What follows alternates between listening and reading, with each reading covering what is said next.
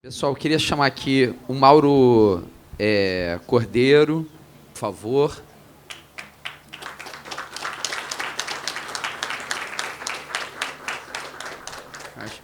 Será que... obrigado. Raquel Valença.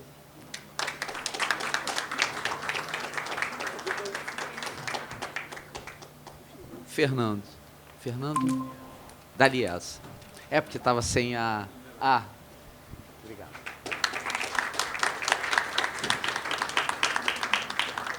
Demorou um pouquinho para a confirmação de quem ia estar representando a Daliesa, né?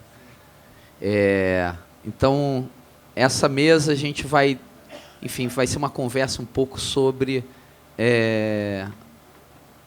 o passado e o futuro, né, dessa instituição modernista, que é importante, centenária, das escolas de samba. Queria primeiro ouvir, dar a palavra à Raquel. Bom, em primeiro lugar, eu queria agradecer muito ao Museu do Pontal por esse convite, que me deixou muito honrada pelo altíssimo conceito em que eu tenho o Museu do Pontal, né? O Museu do Pontal é uma instituição orgulho do Rio de Janeiro, né? E, principalmente, para nós, que somos cultores da cultura popular, né?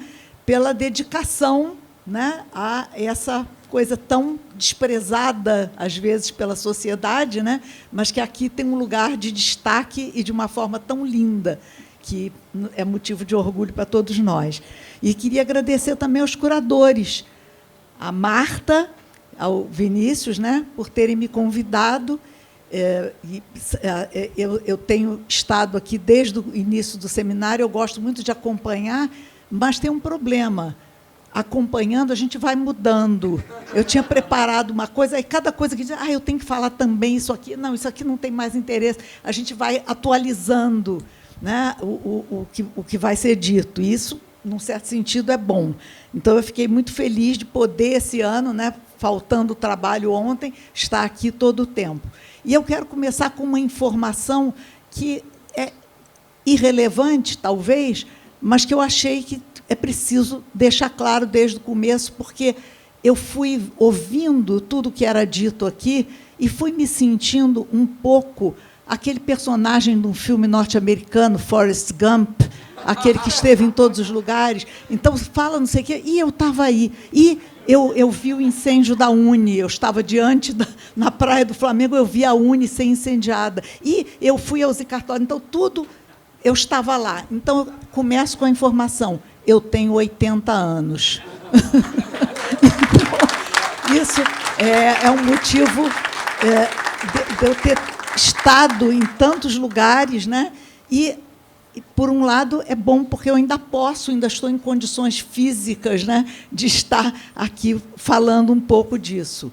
E eu queria... Aí, assim, hoje, aqui, eu mudei, aqui, acrescentei uma coisa, porque eu me lembrei de um fato do Carnaval de 2024, que eu até já comentei oportunamente com o Vinícius, um fato que me espantou muito, que me marcou muito, e que tem tudo a ver com o tema dessa nossa mesa, que foi a reação de um colega, um intelectual de grande expressão, ligado às escolas de samba, e que estava assistindo o desfile ao meu lado, né? E a reação dele com a entrada da Grande Rio na avenida. A Grande Rio entrou, era um carnaval muito luxuoso, muito bonito, mas, no momento em que a onça do Abre-Alas, né? Vocês se lembram desse desfile, uma coisa de ontem? No momento em que a onça do Abre-Alas sobe, se ilumina, e as arquibancadas ficam ponteadas de luzes de LED, né? Esse meu colega teve um pequeno surto. Disse assim, acabou o carnaval. Esse desfile da Grande Rio, essa comissão de frente, decretou o fim do carnaval do Rio de Janeiro. E eu fiquei chocada. Eu digo, puxa, eu confesso a vocês, com todo o meu tradicionalismo e a minha paixão pelas escolas de samba, onde eu comecei, né, na década de 70, eu fiquei arrepiada com aquela onça. Era impossível não se emocionar com aquilo, né? Era uma coisa grandiosa, porque a onça subindo e vocês vai comer a lua, né? A primeira coisa que a gente pensava.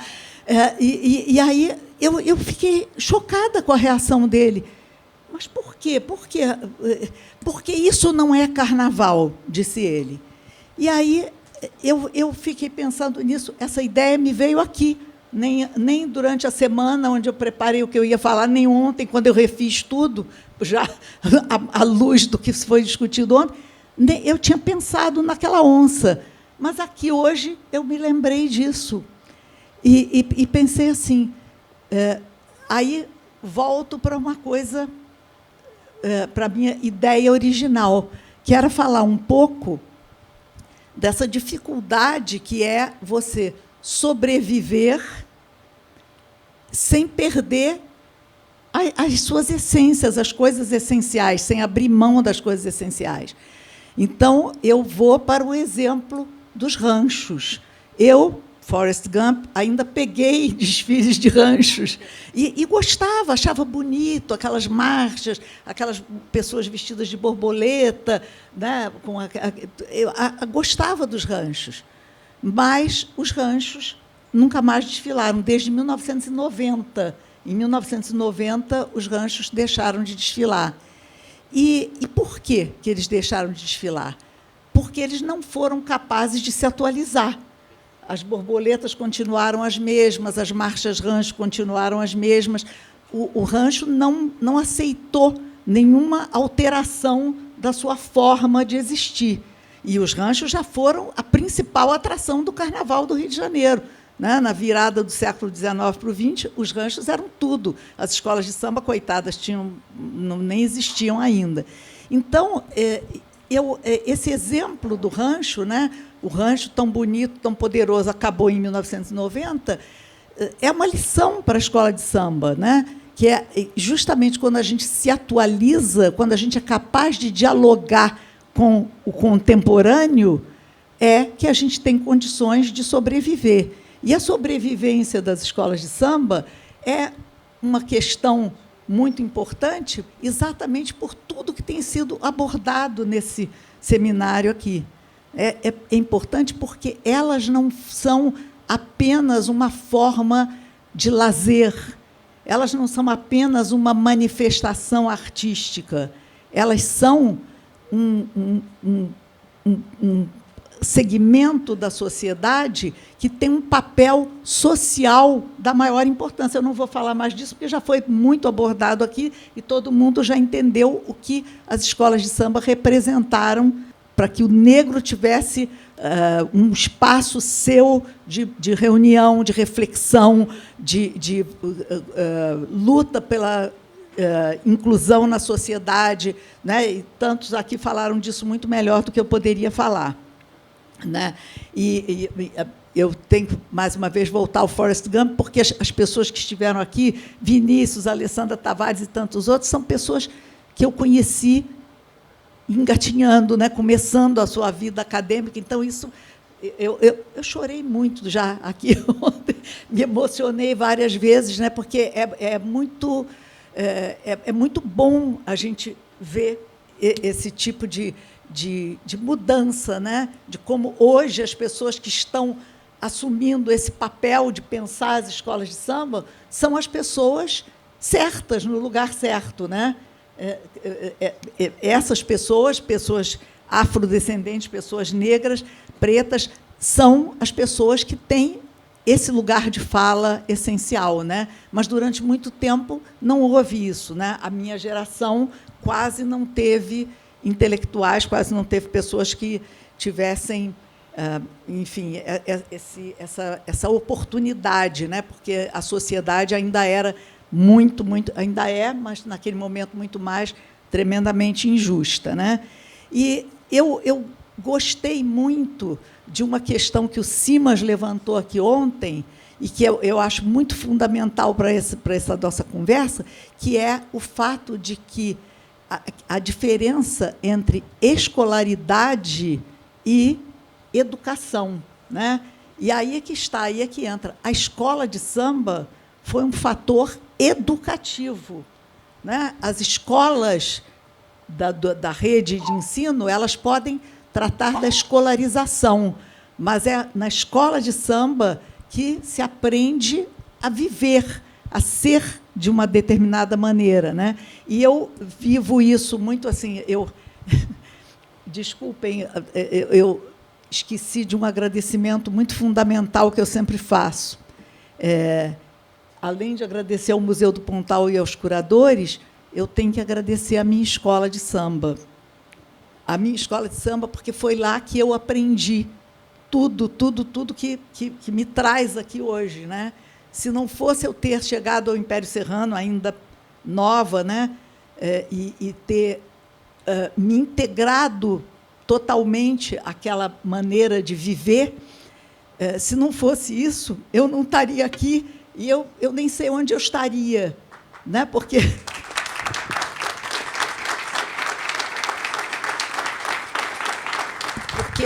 chegar a uma escola de samba, muitos têm a sorte de nascer numa escola de samba, né? Muitos têm a sorte de ter essa cultura desde o berço, e não foi o meu caso. Então, eu ter tido a felicidade de chegar ao Império Serrano, que é uma escola mesmo, uma escola de samba, né? Ali se aprende tudo. E a felicidade de ter chegado lá mudou completamente a minha vida, mudou radicalmente a minha vida, e eu tenho que agradecer muito a esse lugar. E, voltando, então, ao que eu estava dizendo, já perdi o rumo, deixa eu olhar para o papel. Eu queria voltar, então, eu queria comparar essa frase do meu colega, meu parceiro que estava assistindo ao desfile da Escola de Samba de 2024, eu queria comparar com uma frase que eu encontrei aqui, que é o seguinte: o samba não está em decadência, o que há é evolução e inovação do estilo. Aí, essa frase é banal, né? Não está em decadência, inovação, isso tudo a gente já sabe. Mas ela foi dita por uma pessoa muito importante e numa época muito importante. Ou seja, ela foi dita pelo Paulo da Portela, Paulo Benjamin de Oliveira, numa entrevista ao Jornal Diário Carioca, em 22 de março de 1933.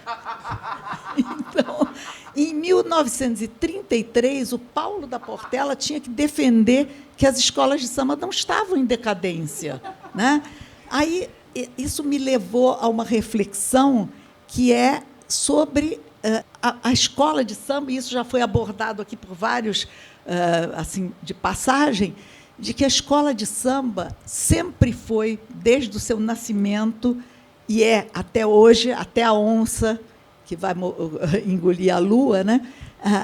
A escola de samba é um território de disputas das mais variadas que se possam imaginar, né? Então, desde as disputas políticas, que foram também abordadas aqui nessa mesa, nessa última mesa, disputas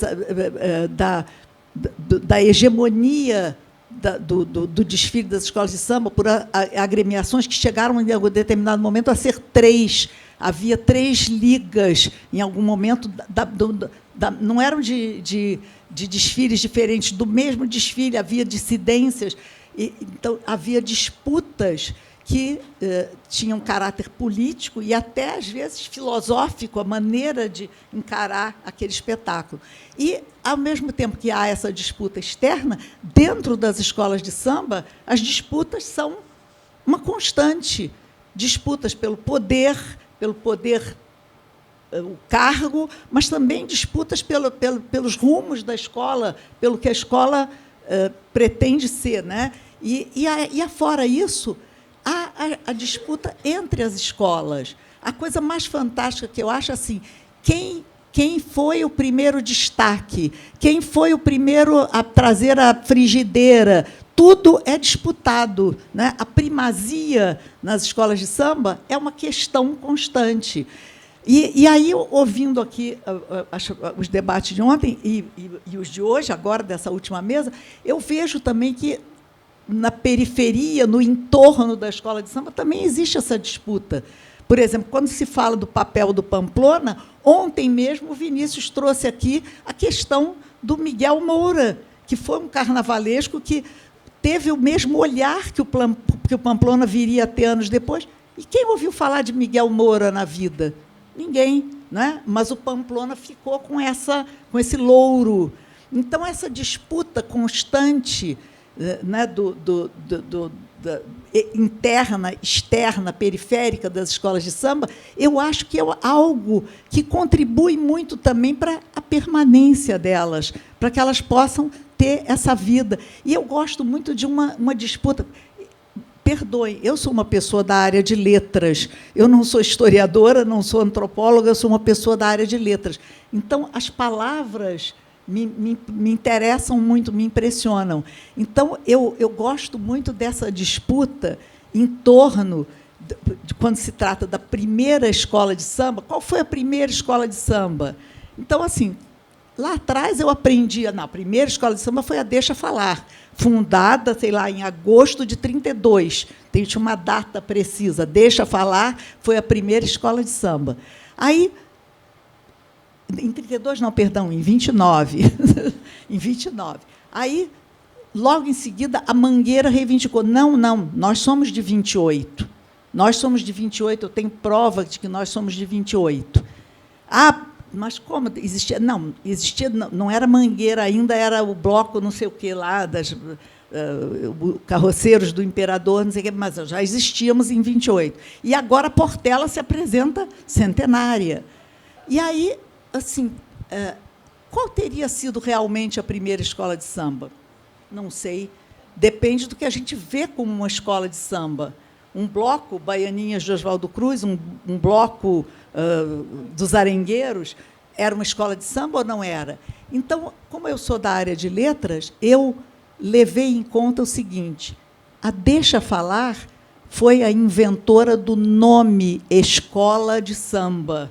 Ninguém antes tinha usado esse nome. Todo mundo já existia, todo mundo já sambava, todo mundo já batia os seus tambores, mas o nome Escola de Samba foi uma criação do Ismael Silva, né, que ele reivindica para si e acho que existe comprovação. E esse nome foi uma coisa tão marcante para todas elas, né, que todo mundo, com o passar dos anos, adotou esse nome. Ninguém mais era bloco, todo mundo passou a ser escola de samba. Então, essa primazia por um nome que eu considero tão expressivo, né, esse nome é tudo, porque foi esse nome que disse realmente a que aquelas agremiações vinham. Elas vinham para nos educar, elas vinham para ser alguma coisa mais do que um simples bloco. A Deixa Falar, coitada, não durou. Depois passou a Rancho, né? Não teve São Carlos e depois a Estácio reivindicam. Não, nós somos a Deixa Falar. Não sei quem sou eu, não sou historiadora, não me meto nessa briga. Mas o fato é que esse nome foi tão marcante e decisivo para as escolas de samba se autodefinirem como instituições pedagógicas, como instituições que nos ajudaram, a toda a sociedade do Rio de Janeiro e do Brasil, né, a ter uma visão de mundo privilegiada, diferente. E eu acho que isso é que caracteriza, né, esse momento que é a criação das escolas. Então, desculpem os historiadores aqui presentes e antropólogos, mas eu me prendo a palavras, né? E essa palavra escola de samba definiu tão bem, foi tão bem inventada pelo Ismael Silva, e dizem que era por causa da escola normal que existia, né, em frente ali ao Largo do Estácio. Então, ele dizia... Ele tem um samba falando disso, sou doutor em samba, quero ter o meu anel. Então, ele queria a paridade. Existe a cultura erudita, existe a escola que forma professores, mas eu também sou professor do meu saber, desse saber. Então, eu acho que isso foi uma coisa muito marcante para as escolas, né? Agora, há muita discussão. Vinícius, você me mostra o cartão amarelo. Lucas é que está com cartão amarelo, depois vermelho. Então, há uma grande discussão assim, o que teria levado as escolas de samba a esse descaminho que a gente aponta, né? Puxa, por que tanto luxo? Por que tanta exigência de recursos para criar coisas novas, para criar alegorias fabulosas? E aí eu tenho uma visão assim que é interna, de como a escola de samba funciona internamente. E aí eu cito como exemplo uma bobagem. No Carnaval de 2002, não, no Carnaval de 2000, que era aquele carnaval que todas as escolas falaram sobre a história do Brasil, havia um programa de rádio, não me lembro de qual emissora, e esse programa de rádio inventou o seguinte: a cada sábado ele ia a uma quadra, ia visitar uma quadra, bom, e aí o Império Serrano, nessa época, estava no grupo especial, né? Então, ela era uma da agenda do programa, e aí cada escola de samba procurava se superar. Aquilo não valia nada, não tinha dinheiro em jogo, não tinha título em jogo, mas, assim, lá no Império, por exemplo, era assim: olha, as passistas querem mandar fazer uma roupa nova para o dia que o programa vem aqui. Mas não temos dinheiro. Não, tem que ter, porque todas as escolas, as passistas da escola estão apresentando roupa nova, não pode repetir roupa. Então, roupa para as passistas. A bateria quer uma camisa com o nome do programa, dinheiro para o programa. A comida, a escola fornecia um almoço, né? A comida tinha que ser melhor do que a escola anterior. Então, as escolas, elas têm no seu DNA esse espírito competitivo, não é? Que ninguém obriga, não está em nenhum regulamento, eu tenho que ser melhor do que... Mas todas querem isso, buscam isso a duras penas, gastando o que não podem, né? Se arrebentando completamente, todo mundo acaba o carnaval falido. Eu digo escolas que não têm recursos de fora, né? Escolas... Todo mundo acaba o carnaval devendo, falido, com carta de crédito, não sei o quê, porque essa competição é uma coisa inerente a esse momento, né, a esse fazer, a essa questão, né? E eu acho que essas disputas, né, elas têm seu lado negativo, quer dizer, eu falo de disputas internas e externas, elas têm um lado negativo, tem, às vezes nem são pacíficas, né? Tem disputas que terminam mal, né? Mas, por um lado, elas deixam claro de que há uma vida pulsando ali, né? Essas escolas estão vivas. Tem um exemplo muito bonito que foi falado aqui ontem, assim, de passagem, que é o exemplo das escolas de Uruguaiana, né? Uruguaiana é uma cidade do Rio Grande do Sul, no extremo oeste do Rio Grande do Sul, lá para dentro, assim, fica a 8 horas de ônibus de Porto Alegre, um lugar longíssimo. E na década de 40, no final da década de 40, a Marinha brasileira resolveu fazer um ponto de... É uma fronteira líquida, né, do Rio Uruguai. Então, havia uma necessidade de patrulhamento dessa fronteira, e foram fuzileiros navais transferidos para lá para patrulhar a fronteira. E, quando chegou o Carnaval, eles tiveram depressão. Ficaram muito tristes, porque todos eles saíam já em escolas de samba aqui do Rio, e o comandante do pelotão lá disse: o que está acontecendo? Não, houve até casos de tentativas de suicídio, a pessoa passar o Carnaval lá na década de 40. E aí o comandante disse: mas o que está acontecendo? Não, porque nós somos de samba e não tem escolas. Fundem uma escola de samba. E aí fundaram a primeira escola de samba de lá, que era, acho que Engenheiros do... Não, Engenharia Naval, um nome assim, tinha um nome diferente. E aí veio o Carnaval do ano seguinte, aquela escola desfilou e continuaram deprimidos. E o comandante disse, mas o que aconteceu? Vocês agora não têm... Não tem graça. Só temos nós, não tem competição. Ah, então fundem outra. Briguem entre si, criem uma coisa... Fundem outra escola. Então, fundaram uma segunda escola, essa era Lobos do Mar. Essa eu me lembro, Lobos do Mar. Então, passaram a haver duas escolas, tudo resolvido. A cidade se dividiu, metade era Lobos do Mar, metade era Engenharia dos Navais, e assim foi. Então, ninguém disse a eles, nenhum compêndio disse a eles que era preciso ter essa disputa. Né? Nada disso foi combinado. Mas essa disputa estava no inconsciente daqueles sambistas. Para que ter escola de samba se não tem outra para concorrer? Né? Então, essas questões todas, essas disputas todas, são questões que pertencem à própria escola, né? À própria noção de escola de samba. E aí tem, quando a gente fala, né, no que está acontecendo, né, a gente se preocupa. Raquel, 5 minutinhos. Tá? Perfeito. Quando a gente está vendo o que acontece, será que essa onça com luzes ela é o fim do carnaval ou ela é uma continuação? Ela é o caminho das escolas de samba, né? O que isso representa? O que toda essa modernidade que vai chegando aos poucos às escolas de samba significa de ameaça para nós? Eu acho, assim, claro que eu tenho...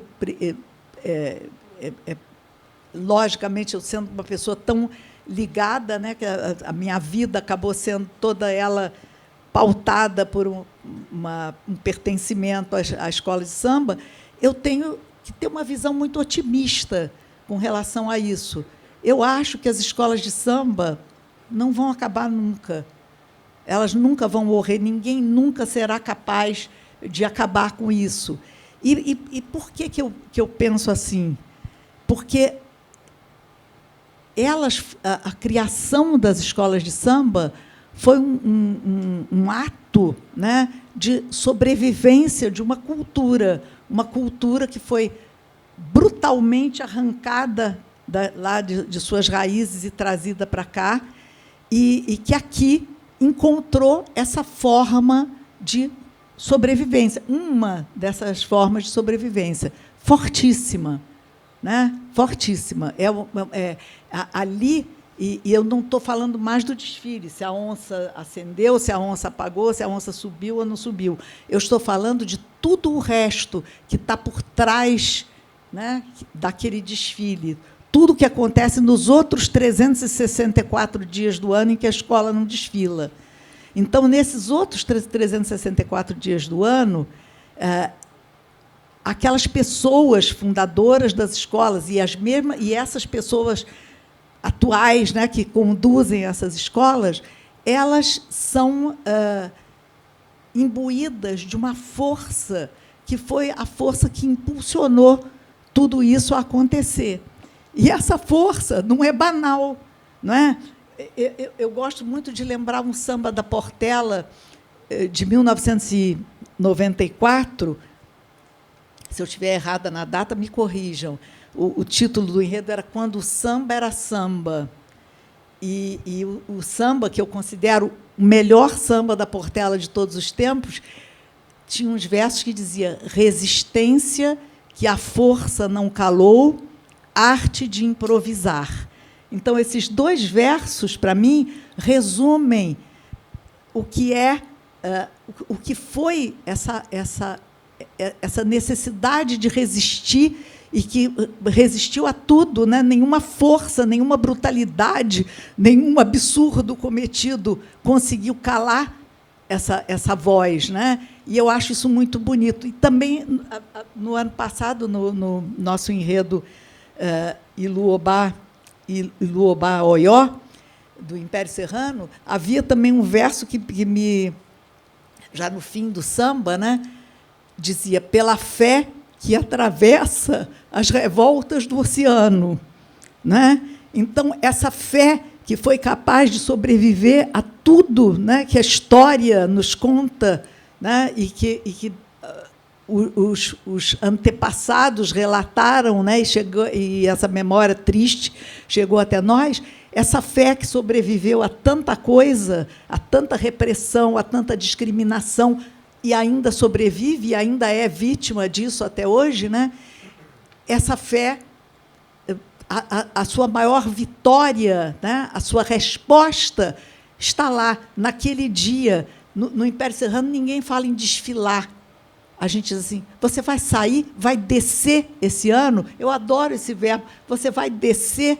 Descer significa vai desfilar, vai estar no desfile. Então, quando a gente está lá, quando a gente desce para desfilar, essa é a resposta a tanta coisa, tanta coisa absurda, cruel e indigna, né, que a negritude desse país sofreu. E a resposta está ali. E é uma coisa tão rica, tão bela, que eu não vejo inconveniente nenhum em que a onça tenha luzes e mecanismos que fazem ela subir sozinha. Ao contrário, eu acho que isso é uma vitória. Nós não temos mais aquela alegoria que tinha uma manivela, que tinha... Não. Hoje, nós somos tudo isso. Nós somos tudo isso, né? E o mundo está olhando, está vendo essa vitória, né? Essa fé que atravessou o oceano, essa resistência que a força não calou. Então, isso, para mim, é um desfile de escola de samba. É alguma coisa que é muito mais do que... Pode ser que no desfile haja gente que esteja ali só porque não sabe o que está fazendo ali, né? Quer aparecer na televisão, sei lá o quê. Mas, para o sambista, aquele momento é algo mágico, né? Por isso que a gente chora no desfile. Os homens da bateria, quando eu desfilei há muitos anos, né, na bateria do Império Serrano, e eu ficava impressionada, homens enormes, fortes, tocando aqueles surdos, chorando na hora de entrar na avenida, e eu dizia, nossa, que eu chore, tudo bem, porque aliás, eu choro à toa, mas eu via assim, aquela escola entrando, chorando na avenida, é porque aquele momento significa muito, né? E isso não pode morrer nunca, isso não vai acabar. Muito obrigada.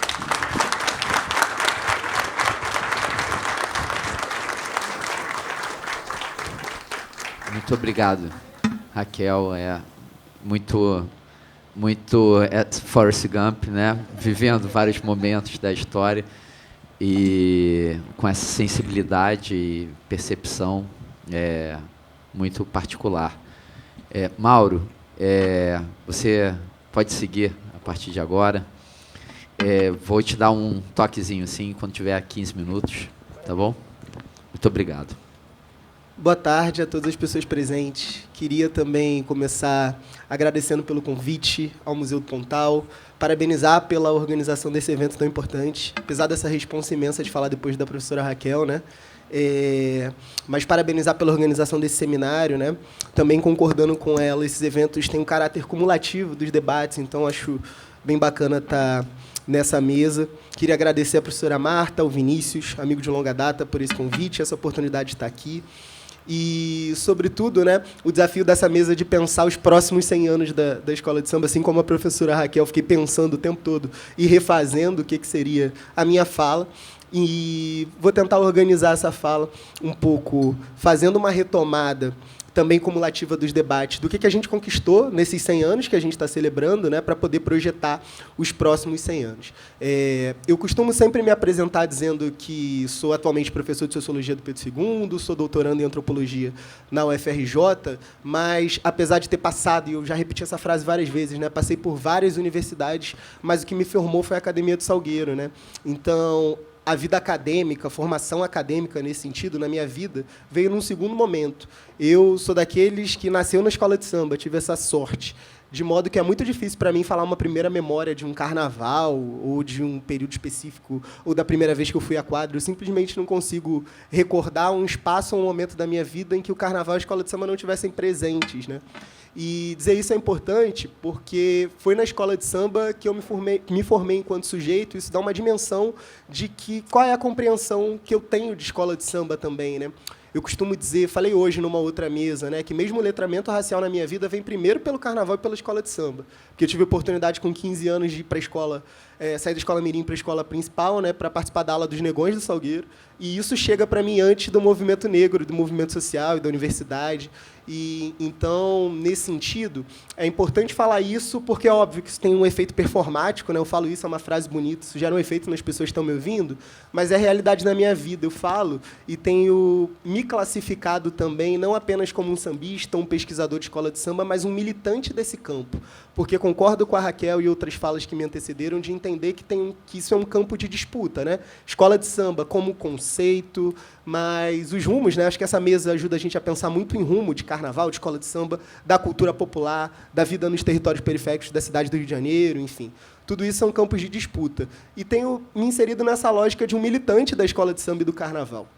Isso é importante, sobretudo, porque recupera uma dimensão do que é escola de samba, que nem é consenso na bibliografia acadêmica.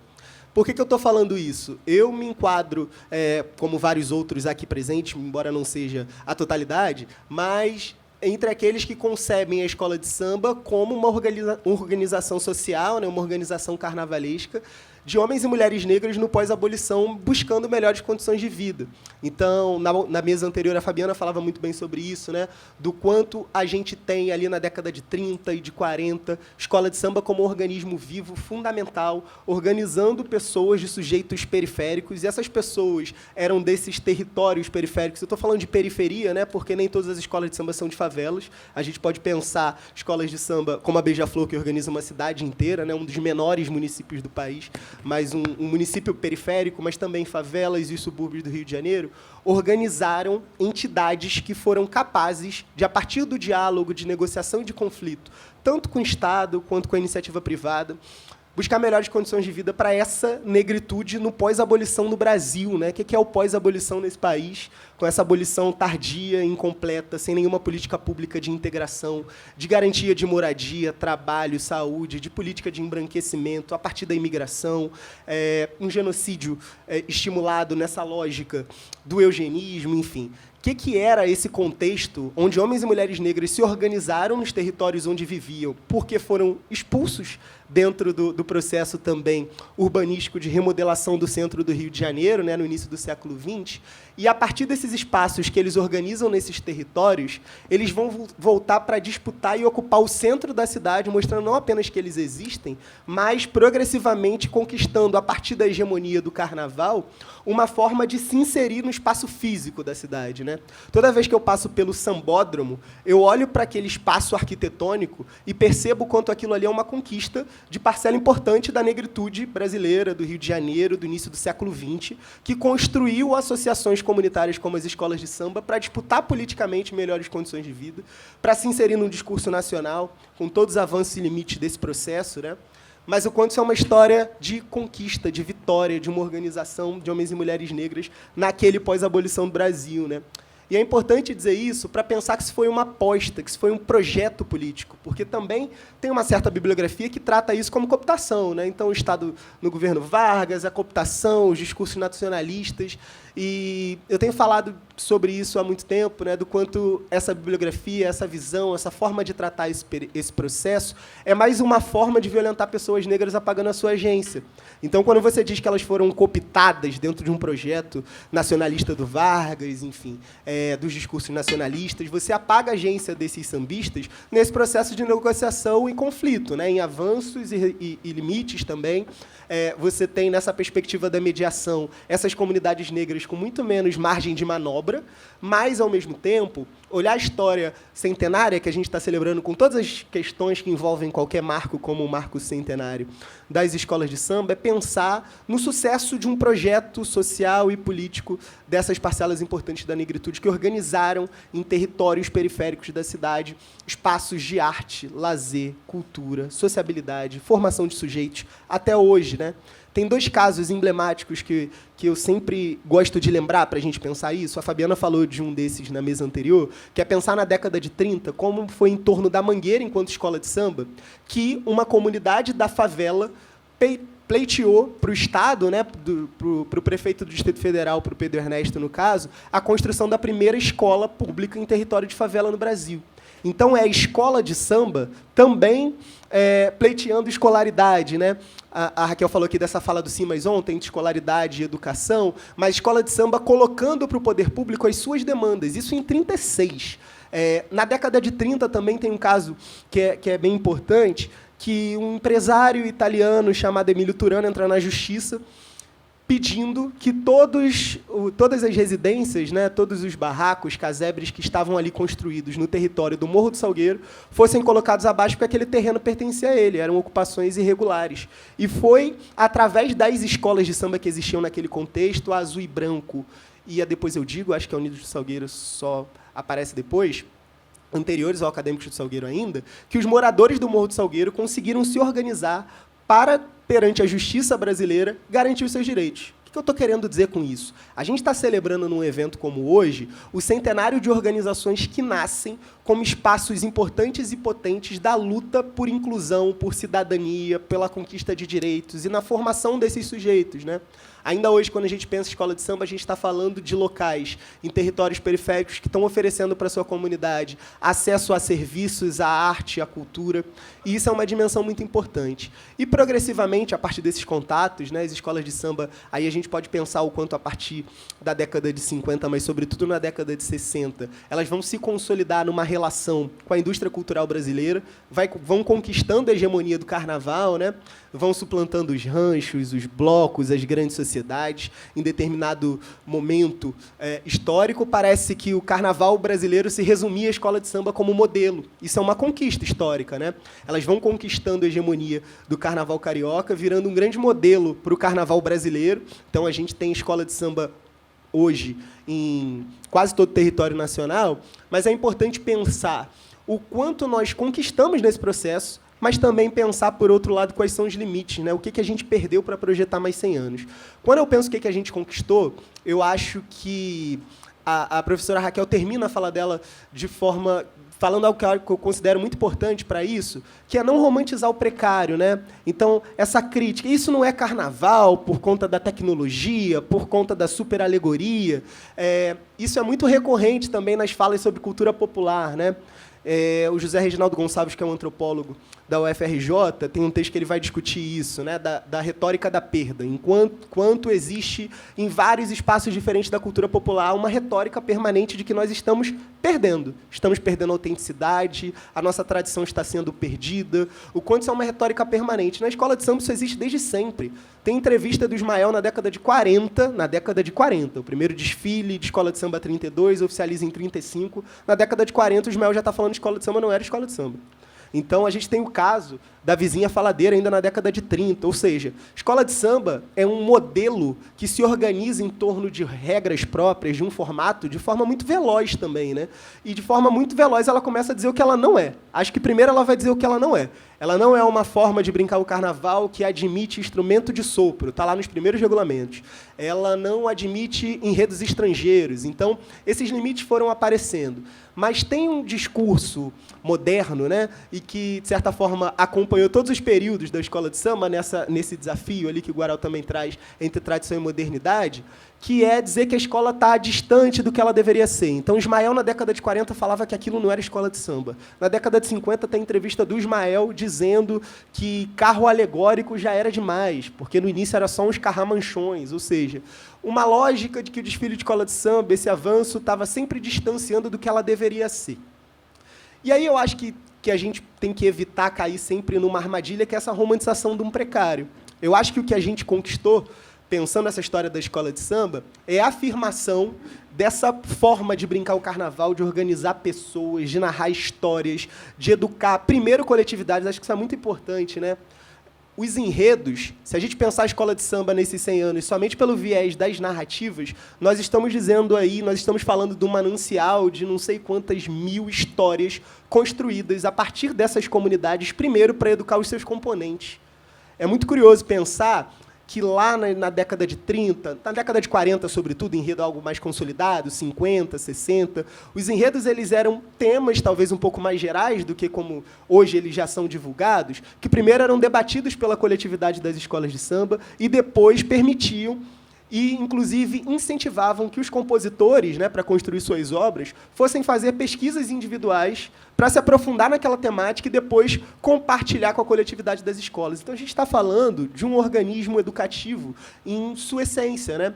Então, quanto a escola de samba num cenário, a gente está falando da década de 40, 50, 60, e o que era o acesso à educação, o que era a educação pública no Brasil nesse sentido, onde estão essas escolas de samba, funcionando como esses instrumentos educativos, primeiro, para essa população que forma as escolas de samba. Então, primeiro, as escolas estão educando as suas comunidades. E depois, né, progressivamente, conquistando essa hegemonia, se transformando nessas grandes, hoje, grandes empresas, né, produtoras de um espetáculo comercializado, mercantilizado, inclusive como um símbolo da identidade nacional, que é o desfile das escolas de samba, elas estão promovendo também essas narrativas, atingindo públicos cada vez maiores, né? Então, quando eu penso no que a gente conquistou, nesse primeiro centenário que celebramos, de alguma maneira, nesse evento, é a afirmação da escola de samba como uma organização social e política negra brasileira capaz de produzir narrativas sobre o Brasil. Acho que isso é importante. Mas, sobretudo, eu acho que hoje a gente vive também alguns dos limites que estão colocados nesse cenário são os limites de um pensamento sobre o carnaval e sobre as escolas de samba que limita as suas potências, é importante a gente registrar isso, que é exclusivamente mercantil e comercial. Que é pensar as escolas de samba somente pelo que elas fazem, pelo que elas produzem, que é o desfile das escolas de samba, e não pelo que elas são, não apenas nas origens, mas ainda hoje, né? Como essas associações comunitárias de base periférica, como a escola de samba como essa instituição que está colocada em locais onde, muitas das vezes, é a única opção de arte, de cultura, de lazer para essas comunidades. Eu acho que, em alguma medida, existe um discurso sobre o carnaval e sobre o desfile da escola de samba que está capturado, inclusive, por uma forma de pensar cultura única e exclusivamente como um recurso. O que eu quero dizer com isso? É muito comum a gente falar de cultura única e exclusivamente pensando a partir de uma lógica economicista, nem econômica, mas economicista. Então, aquele discurso é importante quando a gente estava vivendo, né, as dificuldades em relação ao governo Crivella, ao corte da subvenção pública. A subvenção chegou a zero no governo Crivella, né? Era muito comum um discurso sobre o carnaval carioca que falava exclusivamente e valorizava a sua capacidade de atrair recurso econômico para a cidade. Então, aquele discurso, a cada R$1 que você investe no carnaval, você tem um retorno. Eu acho que isso tem uma dimensão óbvia da disputa política, que é dominada pelo discurso econômico, economicista, enfim. Você tem essa dimensão, mas, por outro lado, eu desconfio, suspeito e temo, de certa maneira, acho que, na realidade, é uma tese, né? Eu acredito que isso também parte de uma lógica da escola de samba hoje estar distante do discurso, de produzir um discurso sobre si que se aproxime minimamente disso que a gente está construindo nesse evento aqui desde ontem, né? Então, falar da escola de samba a partir desse ponto, associações comunitárias de territórios periféricos que constroem políticas, formam sujeitos, a gente não escuta as escolas de samba falando sobre elas mesmas nesses termos. As escolas de samba hoje são incapazes de pensar a si mesmas na hora de buscar uma política pública, na hora de construir projetos, a partir da lógica da sua importância histórica, cultural. Tem uma distância nesse sentido. E aí existem vários elementos para a gente pensar essa distância. A organização do carnaval hoje talvez seja um dos elementos importantes, né? A gente tem a fundação da Lies em 1984, 40 anos esse ano, que marca uma ruptura importante para a gente pensar isso. Antes da Lies, a gente tinha uma associação das escolas de samba. Então, o que significa dizer isso? Do Acadêmicos do Salgueiro, que para mim é a maior invenção da humanidade, a maior escola de samba de todas, até a escola do grupo... do menor grupo possível, do grupo de avaliação, todas as escolas tinham uma voz e um voto. Então, existia um espaço democrático de construção de uma pauta. Acho que é importante pensar isso, né? Qual é a pauta das escolas de samba? É diferente falar a pauta das escolas de samba e a pauta do carnaval, percebam, vou chegar lá.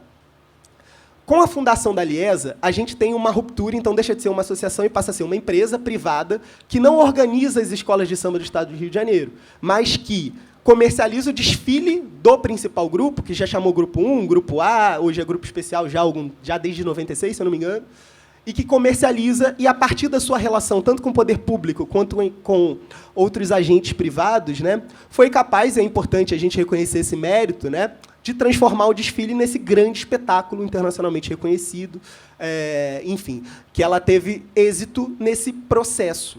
Então, ao mesmo tempo que o êxito nesse processo foi importante, porque permitiu para sambistas, homens e mulheres das comunidades, a sua profissionalização, então hoje a gente tem sambistas, teve uma mesa ontem aqui, né, com vários músicos que vivem a partir da sua atuação no carnaval, e isso é uma vitória, se a gente pensar qual é o cenário do que era escola de samba, fazer samba no Brasil, antes de existir escola de samba, né?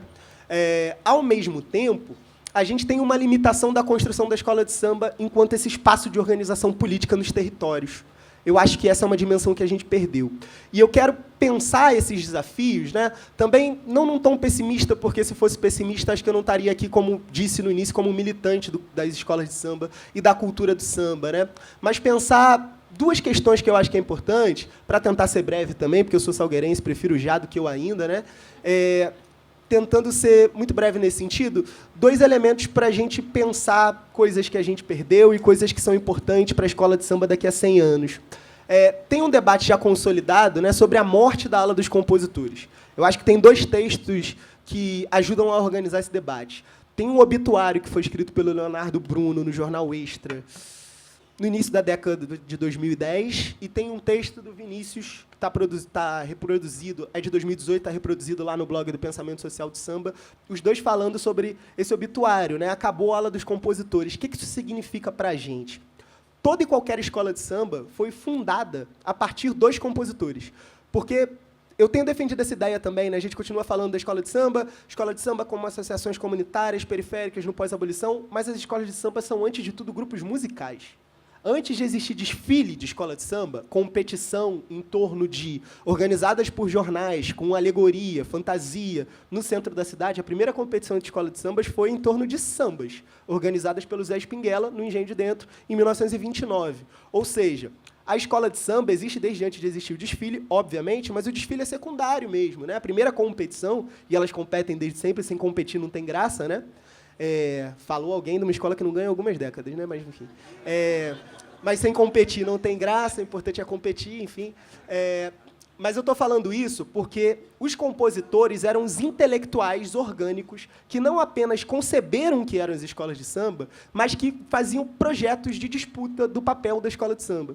Quando você desarticula, e com esse processo de crescimento, que tem muito a ver com a espetacularização, com a afirmação da lógica da primazia do visual, com essa presença cada vez mais marcante, né, dos artistas plásticos, da Escola de Belas Artes do FRJ e de outros espaços também, mas da primazia do visual, os compositores foram perdendo seu papel de relevância na construção de discursos. E, quando eles perderam, o que a gente perdeu também foi uma capacidade, lembra que eu falei no início como é que se definiu o enredo, né? De construção coletiva de temas, né? De coletivização de propostas para que as escolas apresentassem na avenida. Então, é muito comum, por exemplo, um carnavalesco ser contratado hoje e apresentar um enredo a uma comunidade. Então, a gente está falando de alguém externo que chega num determinado território, que tenta ler de fora esse território e apresenta uma proposta quase que de um portfólio particular. E uma escola de samba não é uma tela em branco para ser pintada, porque elas têm identidade. São pessoas que vão vestir aquela história na avenida. Então, o que eu estou querendo dizer com isso? A ala de compositores representava no seio das escolas de samba um espaço importante de construção intelectual do que a escola de samba deveria ser. Quando ela morre, parece que deixa de ter uma certa resistência. E a lógica da espetacularização vai cada vez galgando mais espaços. E eu acho que isso é importante. Dizer isso e pensar também a escola de samba daqui a 100 anos, não sei como é que a gente está aí de tempo. Acabou, né? Falei que ia ser rápido, mas vou concluir. Mauro, você fala muito bem. Você não me deu uma brecha para eu te cortar, porque você fala muito bem. Então eu fiquei aqui. Mas não, tá maravilhoso. Tá maravilhoso. Claro, por favor. Última frase para concluir. Mas, sobretudo, para pensar essa escola de samba que a gente quer construir daqui a 100 anos, eu acho que é pensar essa desarticulação da ala de compositores e pensar também o projeto fundamental que existe até hoje e de como ele está organizado, que são as escolas de samba mirins. Como a gente está formando o futuro das escolas de samba, né? As escolas mirins surgem ali na década de 80, fundamentais para a renovação de talentos, mas, sobretudo, quando a gente olha os projetos das escolas mirins hoje, a gente está pensando ainda na lógica da espetacularização. As escolas de samba mirins hoje estão oferecendo quase que exclusivamente formação de mestre-sala e porta-bandeira, ritmista e tudo que está relacionado à atuação como segmento para ser julgado, e menos um espaço de vivência coletiva, comunitária, desde a infância. Eu lembro, por exemplo, da minha experiência como jovem, o Vinícius sempre fala disso, né? Como é que ele vira ritmista na Vila Isabel. Olha e aprende a tocar. O importante é a vivência comunitária e outros espaços que estão ali colocados, né? O que significa pertencer a uma escola de samba. E aí, encerrando, queria valorizar uma iniciativa que eu conheço que é importante, né? Que tenta fugir um pouco dessa lógica, é a iniciativa que é coordenada pela Selminha, lá na Beija-Flor. A Beija-Flor não tem uma escola mirim, mas tem um trabalho com as crianças, onde, além de aprender, e as crianças podem participar de várias dessas oficinas relacionadas à formação em quesito, mas que tem um espaço fundamental de debate da história do carnaval e da escola. Ou seja, não é apenas a formação de quesito para a renovação de talento na lógica do espetáculo, mas é oferecer a esses sujeitos, aos sambistas do futuro, a possibilidade de se apropriar da história que nos trouxe até aqui.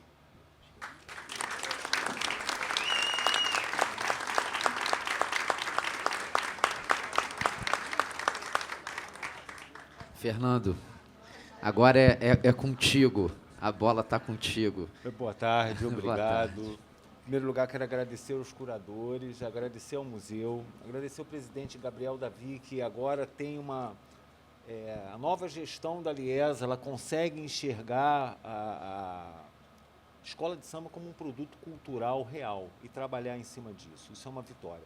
Eu estou aqui para falar sobre esses últimos 40 anos, sobre essa ruptura. E aí eu queria voltar um pouco essa questão da narrativa construída pelas escolas de samba ao ano de 83, quando, por conta da falta de materialidade, as pessoas esquecem, mas o carnaval foi decidido para ser dividido em 2 dias pelas escolas de samba. O poder público em nenhum momento apoiou essa decisão. E isso foi uma ruptura.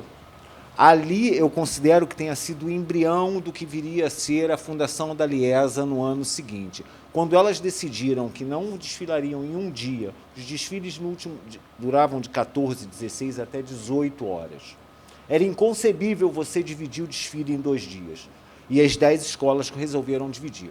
84, houve uma pressão, e aí a consolidação, essa questão da resistência, do diálogo, foi muito importante, porque a Liesa, as escolas bancaram essa decisão. Então, nós vamos dividir e não vamos retroceder. Houve ameaça de não transmissão dos desfiles por conta disso. Algumas escolas, estava conversando até com a Raquel, algumas escolas não aderiram à ideia de dividir, e a gente esquece disso. Hoje a gente voltou esse discurso, dividir aos 3 dias. Quando eu finalizar a apresentação, acho que vai fazer todo sentido. E 84 começa com a divisão do desfile em 2 dias. Esse foi um marco muito importante, junto com a fundação da Liesa e a construção do sambódromo. O primeiro desfile, aí entra a questão da narrativa. O primeiro desfile, ela era conduzida pela Rio Tour, então faltava um pouco de clareza quanto ao regulamento, aos critérios de regulamento. Isso foi muito importante para as escolas de samba. No primeiro desfile de 85, houve a alteração no formato do desfile, ou seja, acabou com aquela questão que o Darcy Ribeiro inventou, que era a grande praça da apoteose. As escolas de samba foram feitas para desfilar em linha reta, e não para fazer aquela apoteose. E houve um embate, as escolas de samba lutaram e decidiram não fazer isso. Então, foi a primeira vitória. Em 86... o que acontece? A criação da editora musical. A editora, os compositores recebem diretamente das escolas de samba, das escolas de samba, o valor pelos sambas enredo. Isso é uma vitória. Você não precisa passar mais pelo ECAD. Aquela burocracia, aquela demora, isso é a única manifestação que consegue fazer isso. Houve uma intensa no intenso investimento na questão na cronometragem. As escolas tinham horário certo para entrar e horário certo para sair, ou seja, a Liesa podia vender, comercializar o produto desfile de escola de samba. Isso foi uma vitória, porque antes as escolas demoravam, havia atrasos enormes. Isso para o público é ruim. Você, quando vai a um espetáculo, você quer saber a hora que o espetáculo vai começar e a hora que esse espetáculo vai terminar. Isso foi uma vitória da Liesa. Outro ponto importantíssimo foi a seleção do corpo de jurados. Houve uma credibilização dos desfiles. Quando a Liesa criou um critério de julgamento, ela credibilizou o espetáculo. Ela trouxe profissionais, pessoas ligadas às artes, criou um critério, normas para se julgar. Isso abriu um leque de opções muito grande para a Liesa. Em 88 tem um ponto que eu acho um ponto importantíssimo, que é a criação do livro Abre Alas. O livro Abre Alas, hoje, é um material didático, é um material escrito, produzido pela Liesa, mais importante depois dos desfiles. É um material que traz a descrição de todos os elementos que passam na avenida de desfile. Hoje, esse livro ele pode ser empregado dentro de sala de aula como material didático. Ao invés de fazer uns recortes de samba enredo ou de uma alegoria, a gente pode usar o enredo como um todo numa aula de português, de história, enfim. É a Liesa fazendo uma contribuição efetiva para a cultura brasileira. Isso é muito importante. Em 1990, a gente percebe a geografia do samba, o surgimento de escolas que antes eram periféricas e começam a surgir, a despontar. Hoje nós temos escolas como a Viradouro e a Grande Rio como potências, mas no começo da década de 90 elas não eram. Elas tiveram, a partir da Liesa, a chance de entrar nesse mundo e conquistar o seu espaço. Vinícius até fez parte da Grande Rio e conhece muito bem. A Liesa, ela consegue proporcionar essa condição da escola de samba, que não é nem do Rio, e hoje é uma das potências do carnaval. A Liesa, ela reconhece o material humano como a parte mais importante, mas ela não se intromete, ela não tem gerência nenhuma dentro da criação dos desfiles. Mas, em 1990, por conta do problema com o Lafon, ela instituiu que proibiu a nudez.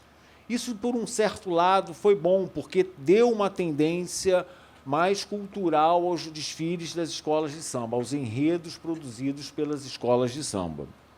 Uma curiosidade, né? Hoje a gente vê um desfile com a limitação de tempo de carro alegórico. Naquela época, as escolas podiam desfilar até com 15 carros alegóricos. Vinícius, você consegue imaginar uma escola com 15 carros alegóricos? No ano anterior, em 90, com 20 carros alegóricos. É difícil. Esse poder de diálogo, essa forma que as escolas encontram em se adaptar é maravilhosa. Eu acho que isso é que dá a sobrevida ao carnaval, a longevidade aos desfiles das escolas de samba. Em 93, a gente tem uma curiosidade, um marco, um ponto importante, né? O Salgueiro veio com 6.500 desfilantes. É uma coisa imensa, enorme. Eu lembro, na década de 70, minha mãe uma vez desfilou na Portela, ela chegou em casa, eu falei, mãe, você não foi desfilar? A Portela ainda estava entrando na avenida e ela já tinha chegado em casa. Isso a gente pensar em comercializar um produto onde você não tem hora para começar, hora para finalizar, é muito difícil. Então, o papel da Liesa em tornar esse produto vendável é muito importante. Em 97, a Liesa lança o site, um ano importante, onde se lançou o Google, onde se lançou a Netflix. E a Liesa na vanguarda, apesar de trabalhar com produto cultural antigo, apesar de ser uma empresa privada brasileira, ela lança um portal trazendo todas as informações sobre as escolas de samba. Então, é preciso falar sobre isso, é importante que se fale sobre essas questões que a Liesa trabalhou. Em 2000, houve um marco, na minha opinião, no carnaval. Fala-se muito, eu já escutei, os enredos são muito a temática africana. E no ano 2000 foi o único ano com enredo monotemático, né? Todas as escolas falaram de um único tema e por 12 perspectivas diferentes. A riqueza do carnaval é muito grande. O poder de criação das escolas de samba num único assunto é extraordinário. Isso eu acho que só as escolas de samba conseguem fazer. Produzir um único assunto, 12 perspectivas diferentes. Em 2003, a criação dos ensaios técnicos foi importante, porque ela conseguiu dar acesso e criar uma nova atividade no calendário pré-carnavalesco. Hoje, você não imagina o pré-carnaval sem o ensaio técnico, onde você ali tem mais de 50 mil pessoas assistindo a um ensaio de escola de samba no palco oficial dos desfiles. Isso foi uma iniciativa da Liesa. Hoje a cidade ganha, o turismo ganha com isso. É muito importante se falar sobre essa questão. Em 2008, houve uma mudança na questão da gravação dos CDs, que passou-se a gravar o CD ao vivo na Cidade do Samba, então a participação dos coros, das escolas de samba nessa gravação também foi uma mudança importante. Eu estou tentando fazer um resumo nesses 40 anos, porque cada tópico desse daria um seminário, mas é questão do tempo. Em 2011, a lavagem da passarela passa a fazer parte do calendário oficial do Carnaval Carioca. Isso é importante, porque a lavagem é uma tradição, se oficializa, isso credibiliza essa manifestação, esse tipo de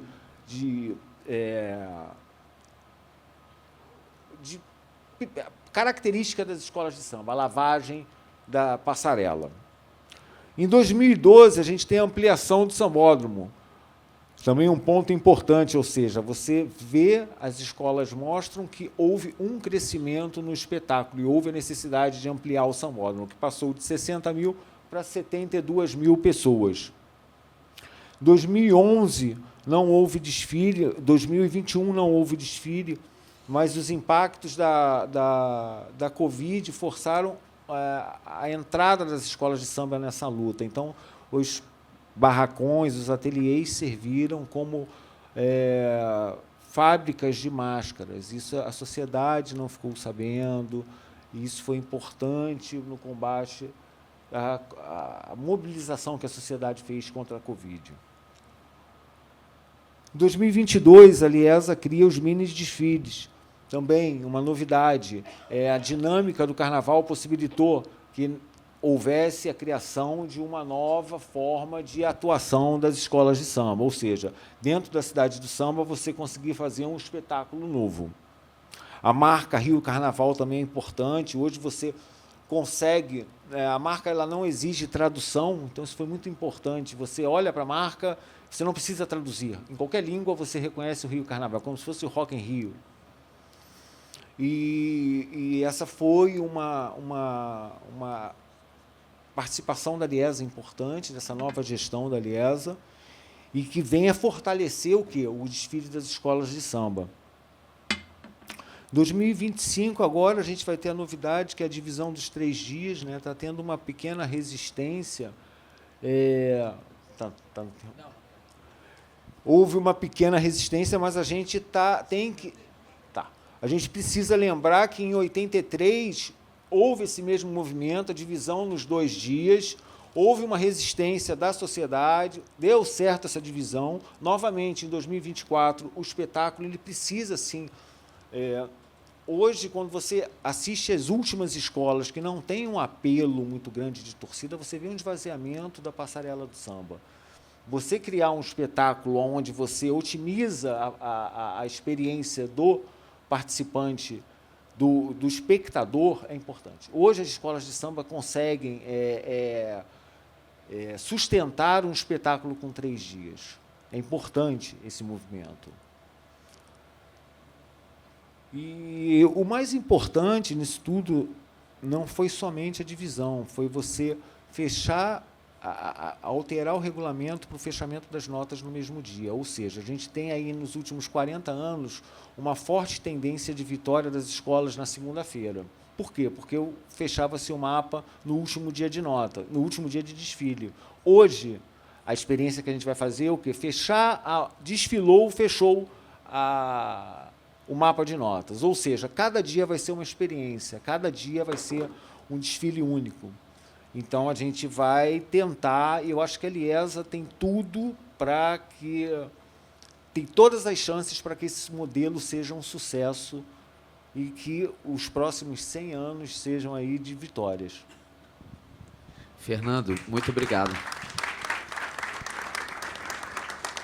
Como você tem mais 3 minutinhos, eu só queria perguntar sobre o edital que você não acabou não falando, o edital de jurados que está sendo feito esse ano, é isso? Não, são os critérios de julgamento, o curso de julgadores. A Liesa, ela tem um critério de julgamento, onde é um livro onde você tem critério para cada item, para harmonia, para cada quesito, e o julgador ele recebe uma orientação para se julgar. Anteriormente, quando era gerido pela Rio Tour, não havia nenhum tipo de critério. O julgador não tinha uma orientação, chegava, julgava, não se comentava, não se discutia sobre isso. E julgar hoje é importante, eu costumo dizer para o julgador que ele é o validador de qualquer mudança nos desfiles das escolas de samba. Porque se você vem com uma grande novidade, uma grande mudança no desfile, e você é penalizado, no ano seguinte você não vai dar continuidade. E se você é bonificado através do julgador, a tendência é que essa mudança aconteça. Por exemplo, alguns anos atrás, a Beija-Flor veio com uma intenção de não ter divisão de alas, o Vinícius lembra muito bem disso, fazer uma nova disposição da escola de samba na avenida. Isso não deu certo, ela foi penalizada e as outras escolas acabaram não reproduzindo isso. Ou seja, o julgador foi uma peça essencial para que não houvesse a mudança. Então, hoje, além da criatividade, o grande validador das mudanças no desfile é o julgador. Daí a importância de se ter a credibilidade de um julgador e de um critério de julgamento bem definido. E aí, só falando dessa questão dos critérios dos julgadores, é uma questão sobre a representatividade das pessoas negras como julgadores. Como que hoje e se a Liesa tem um pensamento de transformação? Sim, a participação da pessoa negra, tanto na feitura do carnaval como no julgamento, o samba enredo nós temos um julgador negro. A Liesa se preocupa na representatividade, mas também na capacidade técnica da pessoa de julgar. Sempre nisso, né? A capacidade técnica. É claro que a gente está vivendo um momento onde tem que se pensar, onde tem que se discutir, onde tem que se levar em conta essa divisão e ter essa representatividade, sim, das pessoas pretas no desfile, na principal manifestação brasileira.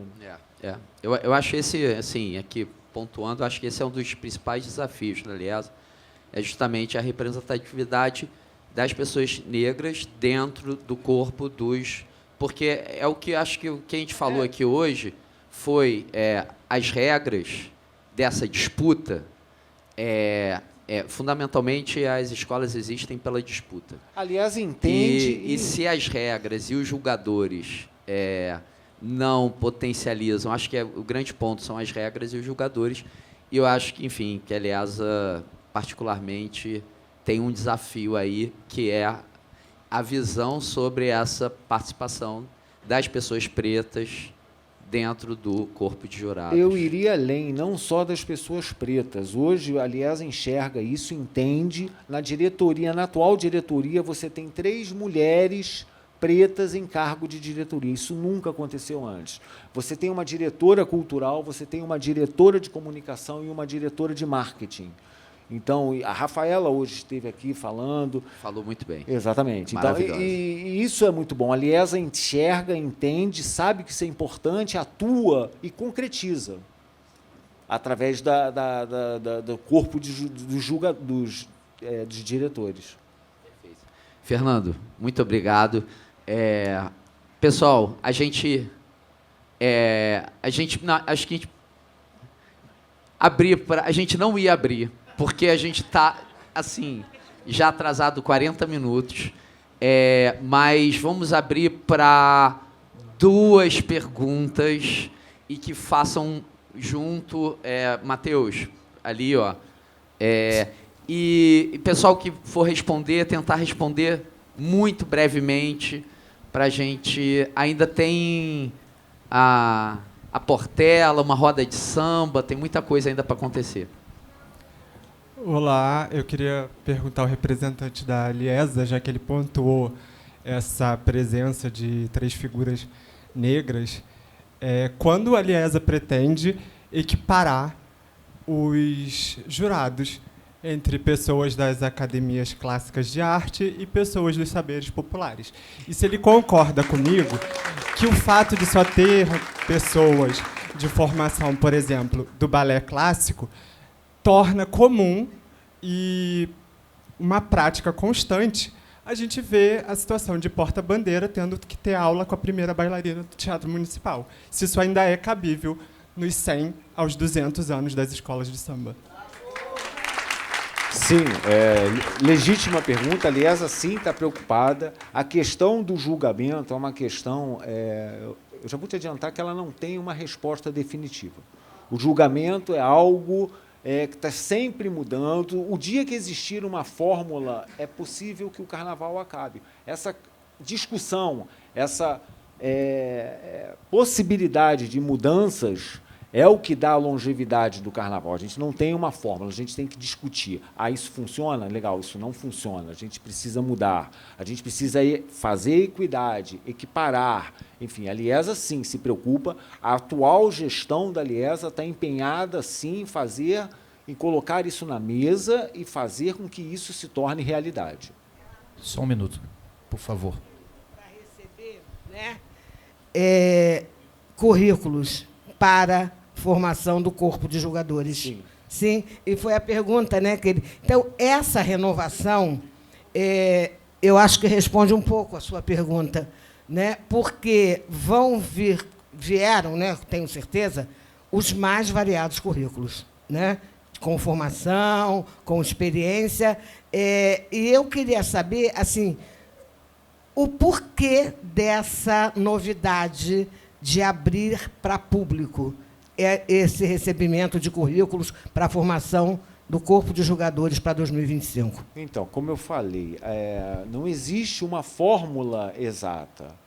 É um caminho que a gente está tentando. Por quê? Porque você tem que, através do currículo, ver a capacidade técnica para avaliação.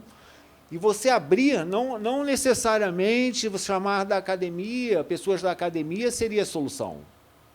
Por que não abrir para o público e democratizar a forma de escolha? Ou seja, democratizar através da escolha de qualquer um.